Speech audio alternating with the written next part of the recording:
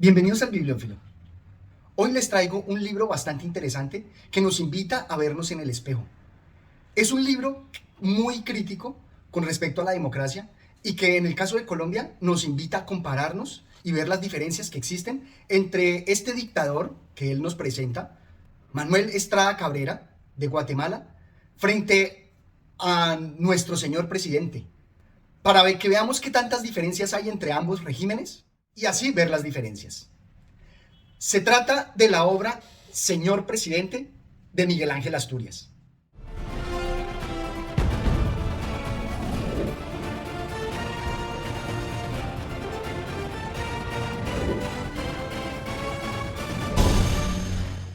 Me gusta mucho esta novela porque nos va a presentar de forma histórica el perfil del dictador.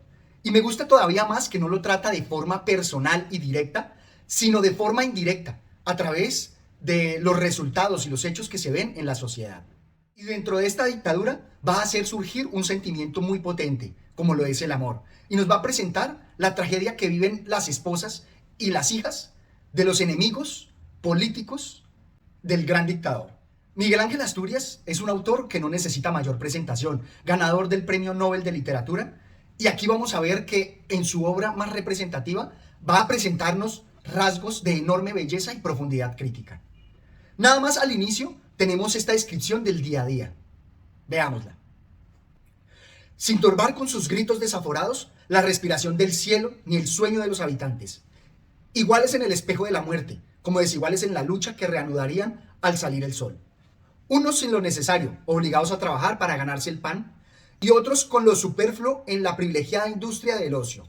Amigos del señor presidente, propietario de casas, 40 casas, 50 casas, prestamistas de dinero al 9, 9,5 y 10% mensual. Funcionarios con 7 y 8 empleos públicos, explotadores de concesiones, montepíos, títulos profesionales, casas de juego, patios de gallos, indios, fábricas de aguardientes, prostíbulos, tabernas y periódicos subvencionados. Me gusta mucho que aquí nada más refleja esa gran diferencia que se presenta en toda Latinoamérica con los regímenes políticos. Por un lado tenemos los que se ganan el pan con el sudor de la frente y por el otro los amigos políticos, los amigos del presidente. Y aquí se ve toda la corrupción en gran medida, donde tenemos funcionarios que viven del erario público. Y no solo con uno, sino hasta 7 empleos de ellos. Obviamente todos de título honorífico, porque en realidad no realizan ninguna actividad. Luego vamos a ver que nos presenta el perfil del dictador, que creo que aplica para cualquier dictador, no solo para Manuel Estrada Cabrera de Guatemala. Y por eso les decía que deberíamos intentar ver las diferencias que hay contra personajes públicos como los que se podrían encontrar en la actualidad. Veámoslo. La patria, sálvese general, yo sé lo que le digo, qué patria ni qué India envuelta. Las leyes, buenas son tortas, sálvese general, porque le espera la muerte. Pero si yo soy inocente, no se pregunte, general, si es culpable o inocente. Pregúntese si cuenta o no con el favor del amo, que un inocente en mal con el gobierno es peor que si fuera culpable. Aquí se nos presenta de manera indirecta cómo es el sentimiento de todos los subordinados de ese señor presidente, de ese presidente sempiterno. Y por eso él nos dice, no se preocupe ni siquiera por las leyes, preocúpese por estar bien con el amo. Y es que vamos a ver que el perfil que nos presenta el dictador también va a ser de ese personaje que usa a las personas como medios y por eso los desecha también cuando dejan de ser útiles. Como por ejemplo en este pasaje. Porque se murió y siempre con el plato volvió al comedor. Señor, dijo casi llorando al presidente que comía tranquilo. Dice que no aguantó porque se murió. ¿Y qué? Traiga lo que sigue. Me gusta mucho esa expresión con su ¿y qué? Traiga lo que sigue, porque eso no es importante. Que haya muerto un súbdito, que haya muerto un acólito suyo, no es importante. Lo importante es su narcisismo, su egocentrismo.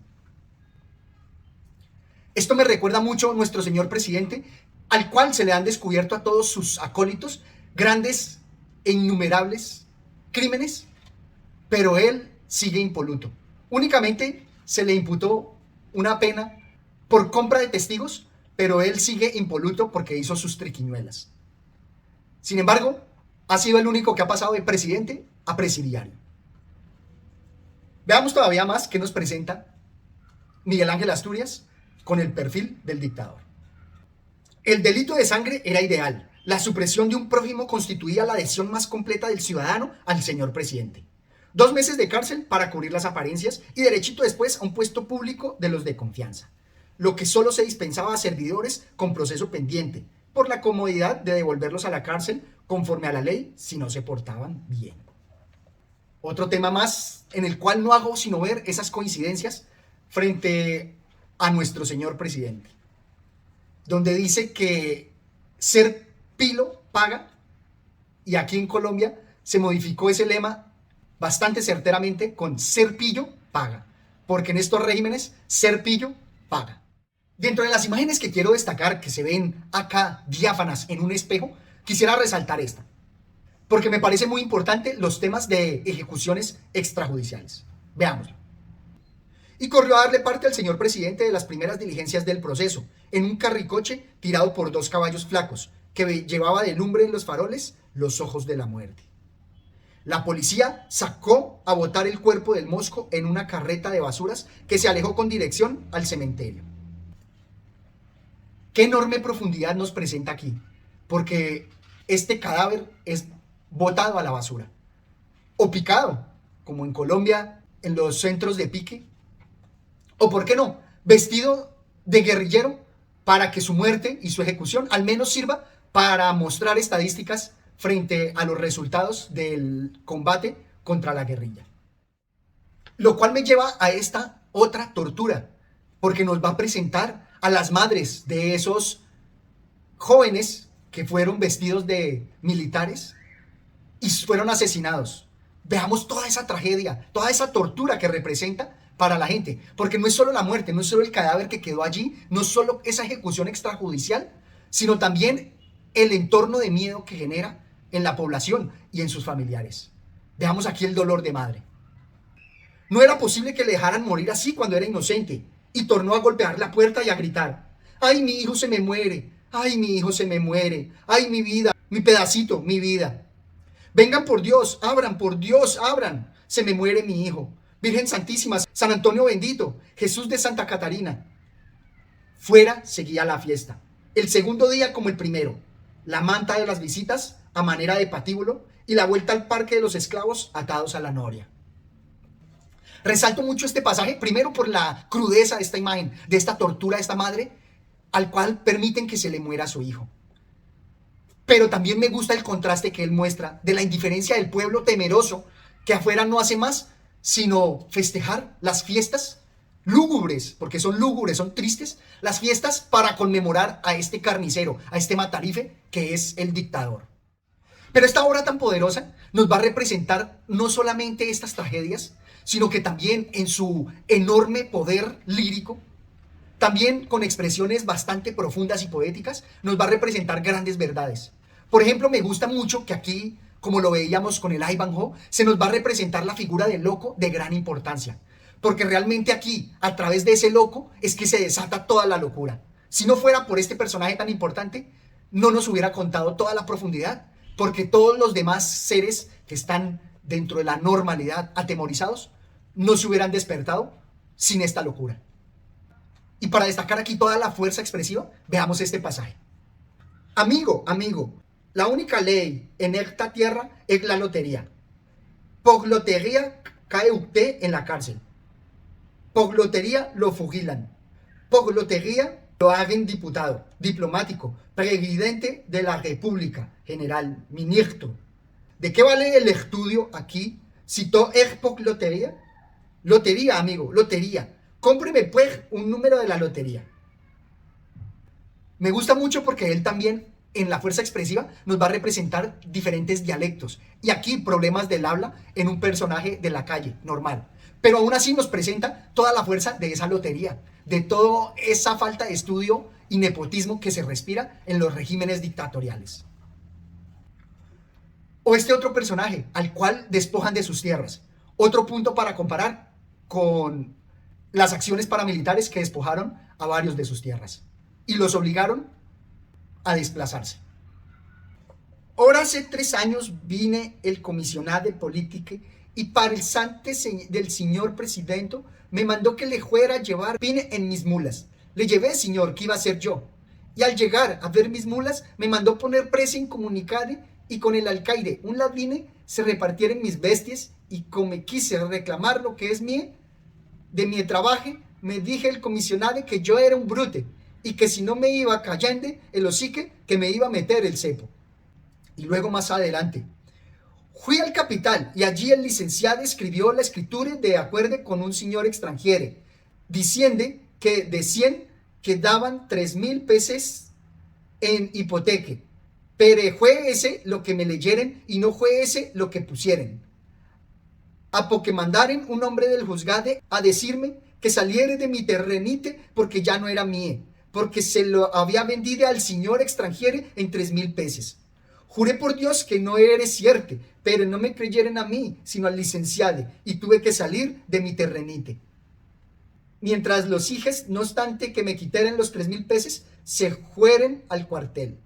Uno se me murió cuidando el frontero, el otro se calzó como que se hubiera muerto, y su nane, mi mujer, se murió del paludismo.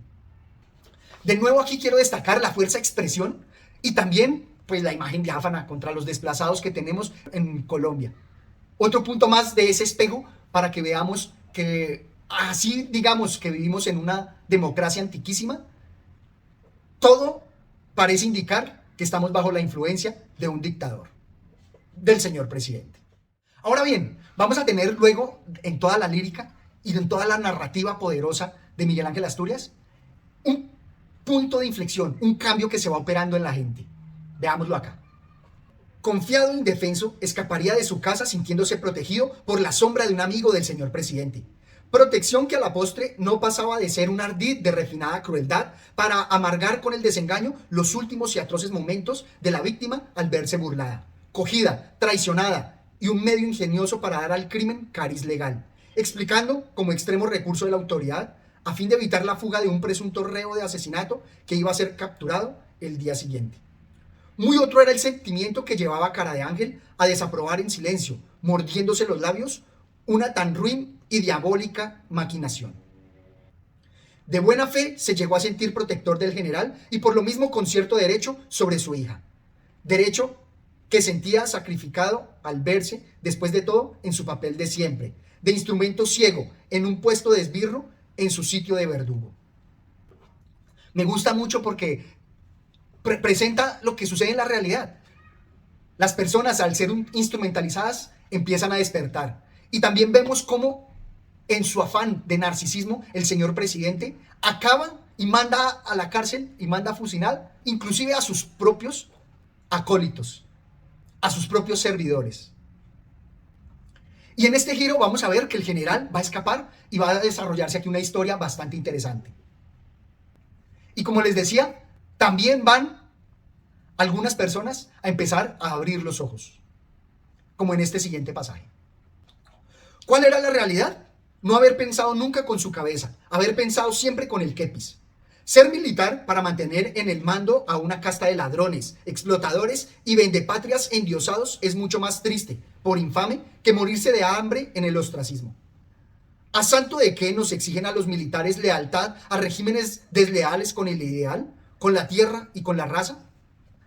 Me parece muy poderosa esta expresión, porque también nos muestra que los militares son una parte importante de la fuerza pública y por tanto no deben ser instrumentos ciegos cuando se ve que se atenta contra la patria, contra la tierra e inclusive contra la humanidad.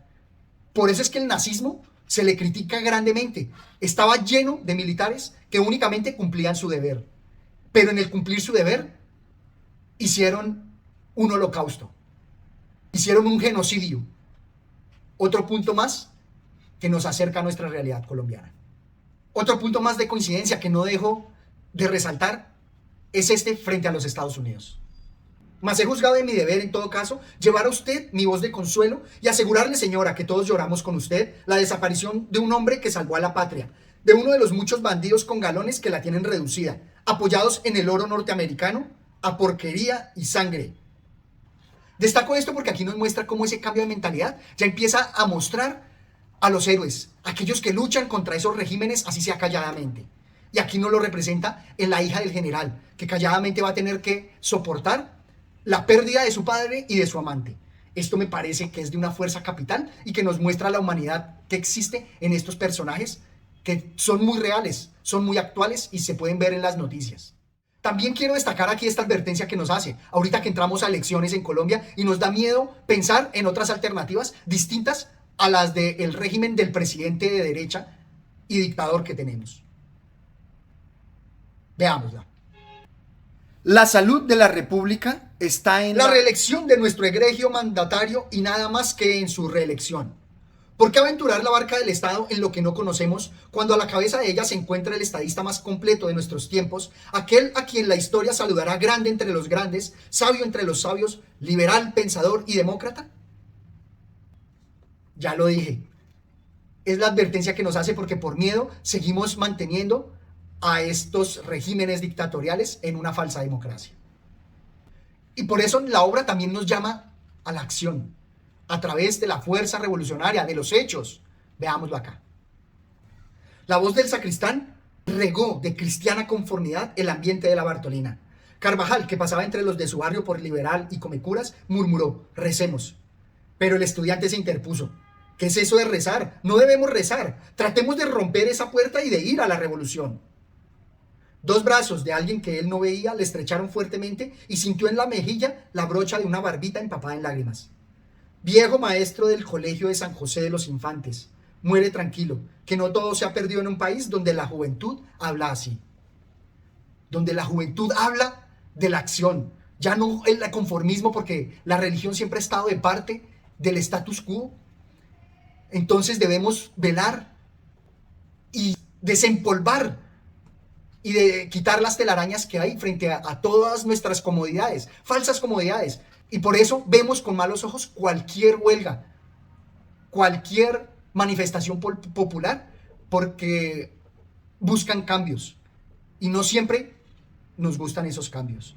Pero me parece que es muy importante eso, salir a luchar sin importar las consecuencias. Porque si no, viviremos como en Colombia, en una democracia antiquísima, pero que es solamente de papel. 50 años de enormes luchas que tienen al pueblo amedrentado. Ahora bien, en las obras del realismo mágico que instaura Miguel Ángel Asturias, hay una imagen, una pesadilla, diría yo, que me trae, y no sé si es porque él relató algo que sucedió en Guatemala, o si, como lo veíamos en Luigi Pirandello, esta ficción nacida de su mente se vio materializada en Colombia. Veamos esta imagen. La columna se detiene de golpe al último requete también del tambor. Avanza el señor presidente, Cerdorado, Tararí. El público retrocede, tiembla. Los hombres de pantalón rojo están jugando con sus cabezas. ¡Bravo, bravo! Una segunda vez. Que se repita. ¡Qué bien lo hacen! Los del pantalón rojo no obedecen la voz de mando, obedecen la voz del público y vuelven a jugar con sus cabezas.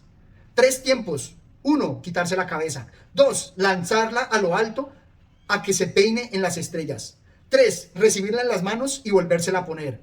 ¡Bravo, bravo! Otra vez, que se repita. Eso es, que se repita.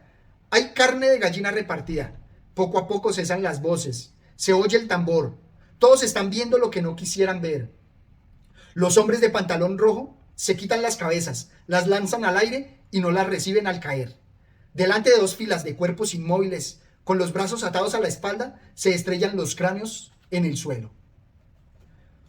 ¡Wow! ¡Qué enorme imagen para mostrar! Inclusive las masacres en Colombia se dieron con esta pesadilla, porque jugaban los militares con sus cabezas, con las cabezas decapitadas.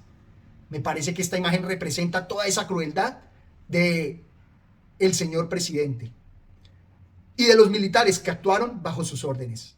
Finalmente, la tortura. A pesar de la historia de amor que nos presenta, nos va a mostrar que el amor también se usa como tortura y nos va a presentar aquí una enorme pérdida. Y todo va a quedar a la expectativa. Por lo menos yo quedé así. ¿Qué va a pasar?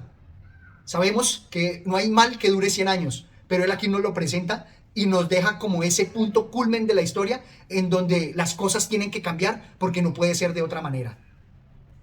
pero aquí nos deja en ese momento, lo que hace que esta obra sea todavía mejor, magnífica. También es indudable la influencia que representó para la fiesta del chivo de Mario Vargas Llosa, pero de esa obra hablaré posteriormente.